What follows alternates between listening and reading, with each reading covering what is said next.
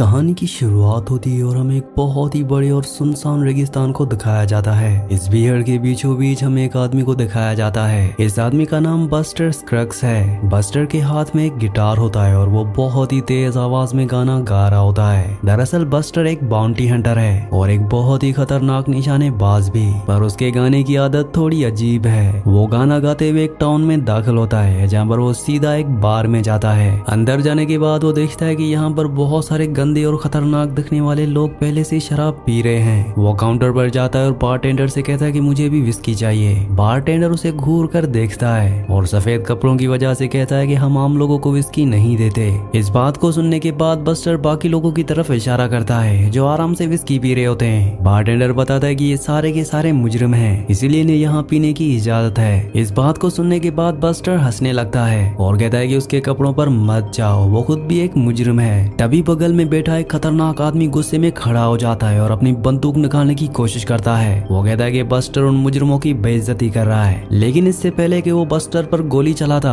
Buster बड़ी तेजी से अपनी बंदूक निकालते और उस आदमी को सीधा गोली मार देता है। बाकी लोगों को कुछ समझ नहीं आता कि ये क्या हो रहा है। जब तक वो लोग अपनी बंदूकें निकालते, बस्टर लगातार फायर करके उन सारे लोगों को वहीं जमीन पर ढेर कर देता है। अब बस्टर बारटेंडर की तरफ देखता है और समझ जाता है कि बारटेंडर काउंटर के नीचे से गन निकाल रहा है। बस्टर उस बारटेंडर को भी गोली मार देता है और उसे मारकर सलून से खुशी खुशी बाहर निकल आता है। अपना काम पूरा करके वो अपने घोड़े पर बैठता है और निकल पड़ता है एक दूसरे टाउन की तरफ। कुछ घंटों के सफर के बाद वो एक और टाउन में पहुंचता है जहाँ के सलून का बाहर वेपन्स रखने का रूल है। बस्टर सबसे पहले अपने सारे हथियारों को निकाल कर बाहर रखता है और अपना गाना गाते हुए अंदर चला जाता है। अंदर जाते ही वो देखता है कि बहुत सारे लोग एक टेबल पर पोकर खेल रहे हैं। बस्टर के आते एक आदमी डरकर अपनी कुर्सी से उठकर चला जाता है। बस्टर उस टेबल पर जाता है और कुर्सी पर बैठ जाता है, लेकिन वो जैसे बैठकर टेबल पर रखे पत्तों को देखता है वो समझ जाता है कि वो आदमी डर के क्यों उठा था। वो कहता है कि मैं ये अनलकी गेम नहीं खेलूंगा। तभी कर्ली जो नाम का एक आदमी वहाँ उठ जाता है जो अपनी बंदूक निकालकर बस्टर पर तान देता है और कहता है कि अब तुम्हें ये गेम खेलना ही पड़ेगा। बस्टर देखता है कि जो उस पे गन ताने खड़ा है और उसके पास अपनी कोई बंदूक भी नहीं है। तभी बस्टर की नजर टेबल के किनारे लगे एक लकड़ी के बोर्ड पर पड़ती है। बस्टर फौरन अपने पैर से उस बोर्ड पे एक जोरदार लात मारता है। बोर्ड हवा में उछलकर सीधा जो के हाथ पे लगता है। इस झटके की वजह से जो के हाथ में पकड़ी हुई गन चल जाती है और गोली सीधा जो के अपने ही सर में जा लगती है। जो वहीं जमीन पर गिरकर मर जाता है। सलून के सारे लोग घबरा कर इधर उधर भागने लगते हैं। बस्टर टेबल पर चढ़ जाता है और लोगों का ध्यान बटाने के लिए अपना गाना गाने लगता है। तभी थोड़ी देर बाद सलून का दरवाजा खुलता है और यहाँ पर जो का बड़ा भाई आ जाता है। अपने मरे हुए भाई की लाश को जमीन पर देखकर वो आग बबूला हो जाता है और गुस्से से बस्टर को घूरता है। वो बस्टर को बाहर आने का चैलेंज करता है ताकि वो दोनों आमने सामने गन फाइट कर सकें। बस्टर बाहर आकर अपनी बंदूक उठाता है और सीधा बीच रास्ते पे आ जाता है। अब ये दोनों एक दूसरे के सामने खड़े हैं। जो का भाई गन निकालने की कोशिश करता है मगर बस्टर बहुत तेजी से फायर करता है और जो के भाई को राइट हैंड की उंगलियों से गोली से उड़ा देता है। जो का भाई दर्द से चिल्लाता है मगर फिर भी हार नहीं मानता।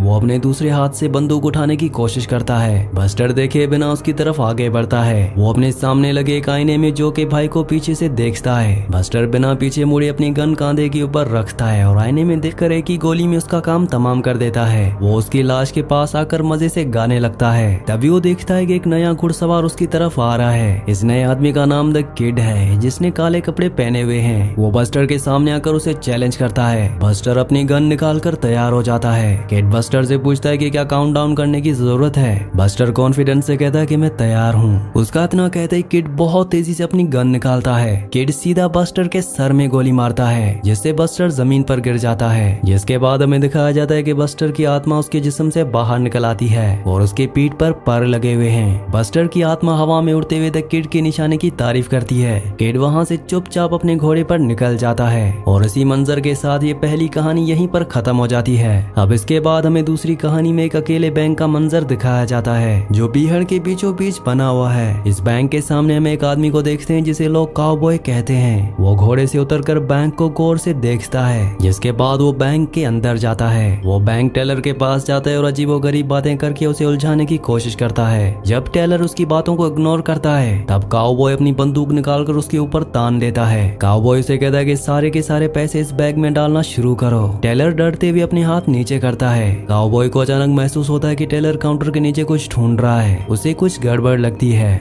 मगर इससे पहले कि काउबॉय कुछ कर पाता, उससे पहले ही टेलर काउंटर के नीचे से एक शॉटगन निकालता है और काउबॉय पर फायर कर देता है। गनशॉट के फोर्स से काउबॉय उड़कर दरवाजे से बाहर जाकर गिरता है, मगर वो हार नहीं मानता। काउबॉय जमीन पर लेटकर अंधाधुंध गोलियां चलाने लगता है। वो टेलर पर फायर करता है और पैसों का बैग लेकर भागता है। बाहर आने के बाद वो मुड़कर देखता है कि टेलर भी उसके पीछे पीछे बैंक से बाहर आ रहा है। यहाँ पर हम देखते हैं कि टेलर ने अपने पूरे जिस्म के ऊपर लोहे के बर्तन और पैंस बांध कर रखे हैं। जब काउबॉय उसके ऊपर गोली चलाता है तो सारी गोलियां उन बर्तनों से टकराकर बेकार हो जाती हैं। टेलर अपनी शॉटगन से काउबॉय पर लगातार गोलियां चला रहा होता है। टेलर काउबॉय के बहुत करीब आ जाता है और सीधा अपनी बंदूक के पिछले हिस्से से काउबॉय के सिर पर जोर से मारता है। काउबॉय इस हमले से बेहोश होकर जमीन पर गिर जाता है। कुछ देर के बाद जब उसकी आंख खुलती है तो मंजर बदल चुका होता है। काउबॉय देखता है कि उसे एक घोड़े पर बिठाकर एक पेड़ के नीचे रखा गया है और उसके गले में फांसी का फंदा लगा है। सामने लॉ एनफोर्समेंट की एक पोसे खड़ी होती है। उनका लीडर काउबॉय को कहता है कि बैंक लूटने की वजह से उसे फांसी दी जा रही है। लीडर काउबॉय से उसकी आखिरी ख्वाहिश पूछता है, मगर इससे पहले कि काउबॉय कुछ बोल पाता, उससे पहले पहाड़ी से नेटिव अमेरिकन हमला कर देते हैं। तीर और गोलियां चलने लगती हैं और नेटिव अमेरिकन देखते देखते पोसे के सारे लोगों को मारकर चले जाते हैं। यहाँ सिर्फ काउबॉय ही जिंदा बचा है। नेटिव अमेरिकन उस लटके हुए आदमी को वहीं छोड़कर निकल जाते हैं। काउबॉय अभी भी सेफ नहीं है। उसके गले में फांसी का फंदा कसा हुआ है और वो घोड़े पर बैठा है। उसका घोड़ा घास खाने के लिए धीरे धीरे आगे बढ़ने लगता है। एक वक्त के बाद काउबॉय घोड़े से फिसलकर हवा में लटक जाता है। वो अपनी सांसें रोके हुए स्ट्रगल कर रहा होता है। तभी हम ड्रूवर नाम के एक नए आदमी को देखते हैं जो पहाड़ी पर आता है। ड्रूवर अपनी राइफल निकालता है और निशाना लगाकर सीधा काउबॉय के गले की रस्सी को गोली से काट देता है। रस्सी करते काउबॉय जमीन पर गिर जाता है और उसकी जान बच जाती है। ड्रोवर और काउबॉय दोनों घोड़े पर बैठकर सफर शुरू करते हैं। कुछ दूर जाने के बाद ड्रोवर देखता है कि सामने से एक दूसरी लॉ एनफोर्समेंट की टीम उनकी तरफ आ रही है। ड्रोवर फौरन अपना घोड़ा मोड़ता है और वहां से तेजी से भाग जाता है। काउबॉय को समझ नहीं आता कि वो क्यों भागा।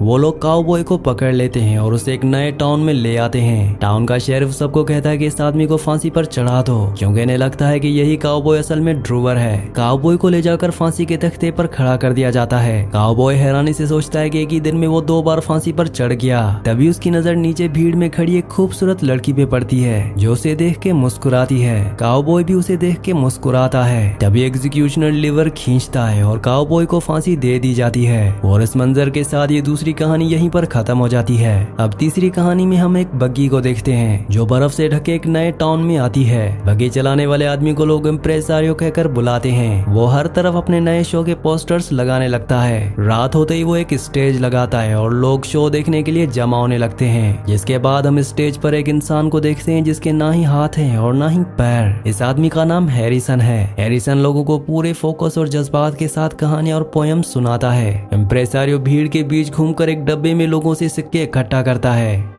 शो खत्म होने के बाद हम देखते हैं कि इम्प्रेसरियो अपने हाथों से हैरिसन को खाना खिला रहा है और उसकी पूरी देखभाल कर रहा है। एक के बाद एक ये लोग हर शहर में जाते हैं। हैरिसन कहानियां सुनाता है और इम्प्रेसरियो पैसे कलेक्ट करता है। लेकिन जैसे जैसे वक्त गुजरता है सर्दी और भी ज्यादा बढ़ती जाती है। उनके शो में लोगों की भीड़ कम होने लगती है। एक दिन इम्प्रेसरियो एक शहर में खड़ा होता है। तब उसकी नजर एक दुकान की तरफ पड़ती है जहाँ बहुत बड़ी भीड़ लगी हुई है। इम्प्रेसरियो करीब जाकर देखता है कि लोग एक पिंजरे में बंद मुर्गी को देख रहे हैं। ये मुर्गी लोगों की टीवी मैथ्स कैलकुलेशन को अपने चोंच से बोर्ड पर हिट करके सॉल्व कर रही होती है। इम्प्रेसरियो इस मुर्गी की ट्रिक से बहुत इम्प्रेस्ड हो जाता है। भीड़ जाने के बाद वो मुर्गी के मालिक के पास जाता है। वो अपने कमाए हुए सारे पैसे उस आदमी को देकर वो कैलकुलेटिंग मुर्गी खरीद लेता है। फिर वो हैरिसन को और उस मुर्गी को बग्गी में बिठाकर टाउन से निकल पड़ता है। रास्ते में हैरिसन गौर से देखता है कि इम्प्रेसरियो मुर्गी को बड़ी अच्छे से सजा और साफ कर रहा है, ठीक वैसे ही जैसे एक वक्त पे वो हैरिसन का ख्याल रखता था। हैरिसन के चेहरे पर डर साफ नजर आता है। बग्गी आगे बढ़ती और एक पहाड़ी के पास बहने वाली एक तेज नदी के किनारे रुकती है।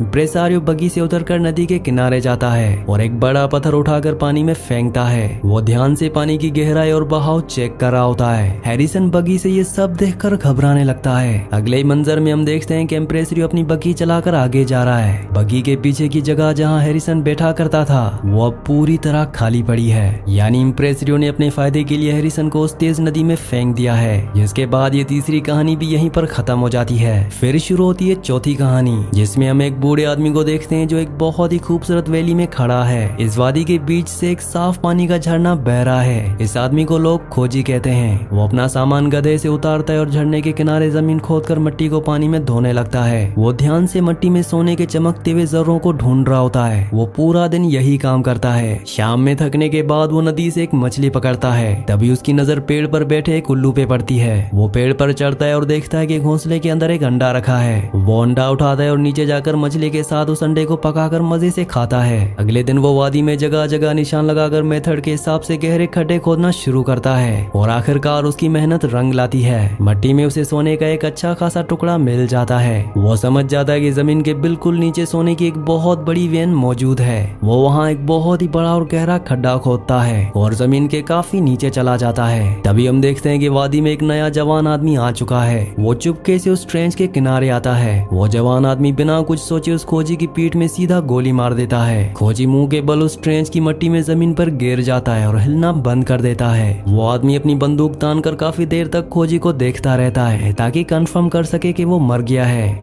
जब खोजी बिल्कुल भी नहीं हिलता तब वो आदमी अपनी गन नीचे रखता है और सोने को उठाने के लिए ट्रेंच में कूदता है। और जैसे ही वो नीचे आता है खोजी अचानक पलटता है और उस आदमी को कस के पकड़ लेता है। दोनों के बीच मिट्टी में बुरी तरह फिजिकल फाइट शुरू हो जाती है। खोजी उसी जवान आदमी की गन छीनता है और एक ही गोली में उस जवान आदमी को वहीं मार गिराता है। खोजी खड्डे से बाहर निकलता है और अपने कपड़े हटाता है। वो देखता है कि गोली उसके जिस्म के अंदर नहीं गई थी बल्कि उसकी पीठ को छूकर निकल गई थी। वो नदी के पानी से अपना जख्म साफ करता है। फिर वापस ट्रेंच में जाकर अपना निकाला हुआ सारा सोना बैग्स में भरता है। वो सारा सोना अपनी सवारी पर लादता है और खुशी से गाना गाते हुए उस वादी से निकल जाता है। और ये कहानी भी यहीं पर खत्म हो जाती है। अब शुरुआत होती है पांचवी कहानी की। हम एक बग्गियों का काफिला देखते हैं जो सफर पर निकला है। एक वैगन में एक लड़की एलिस और उसका भाई गिलबर्ट बैठे हैं। उनके पास एक छोटा कुत्ता भी है जो लगातार भौंक रहा है। कुत्ते के भौंकने से कबीले के बाकी लोगों को बहुत तकलीफ हो रही होती है। रात को गिलबर्ट बहुत तेजी से खांसने लगता है। सुबह जब एलिस की आंख खुलती है तो वो देखती है कि बीमारी की वजह से गिलबर्ट की मौत हो चुकी है। एलिस अकेली और परेशान हो जाती है। तभी कबीले के दो लीड गार्ड्स बिल्ली और आर्थर वहां आते हैं। वो दोनों गिलबर्ट की लाश को वहीं मिट्टी में ठीक से दफना देते हैं और एलिस से उसके प्लान्स के बारे में पूछते हैं। एलिस बताती है कि उसके पास वैगन चलाने वाले को देने के लिए पैसे नहीं है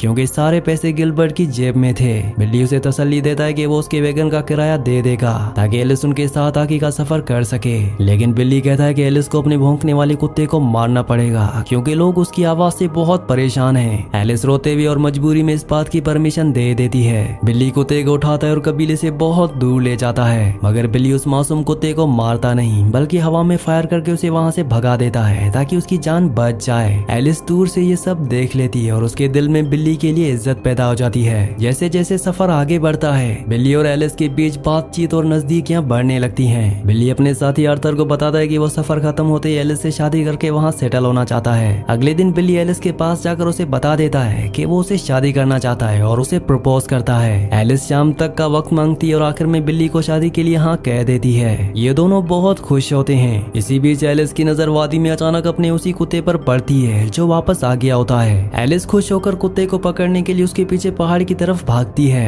आर्थर उसे दूर जाते देख उसके पीछे जाता है। एलिस एक पहाड़ी के पीछे कुत्ते को पकड़ लेती है। तभी आर्थर वहाँ पहुँचता है और देखता है कि पहाड़ी के ऊपर से कुछ लोग उन्हें देख रहे हैं। आर्थर फौरन समझ जाता है कि वो नेटिव अमेरिकन स्कॉट्स हैं और अब उन पर एक बड़ा हमला होने वाला है। आर्थर फौरन एलिस को पहाड़ी के नीचे गहरे खड्डे में छुपा देता है और उसके हाथ में एक रिवॉल्वर दे देता है। आर्थर एलिस से कहता है कि अगर मैं इन सैवेजेस से लड़ते हुए मर जाऊं तो तुम खुद को गोली मार लेना वरना ये तुम्हें जिंदा पकड़ लेंगे। एलिस डर के मारे कांपने लगती है। आर्थर खड्डे से बाहर निकलकर आगे बढ़ता है और उन हमलावरों का सामना करता है। नेटिव अमेरिकन अपने घोड़ों पर तेजी से आर्थर की तरफ बढ़ते हैं। आर्थर बहुत महारत से अपनी राइफल से उन पर फायर करता है। वो अपनी जगह बदल कर एक एक करके घोड़े पर आते हुए उन सारे सैवेजेस को मार देता है। धूल और मिट्टी हटने के बाद आर्थर देखता है कि उसने अकेले उन सारे लोगों को मार दिया है। वो वापस खड्डे की तरफ आता है ताकि एलिस को बता सके कि अब सब ठीक है और वो दोनों सेफ हैं।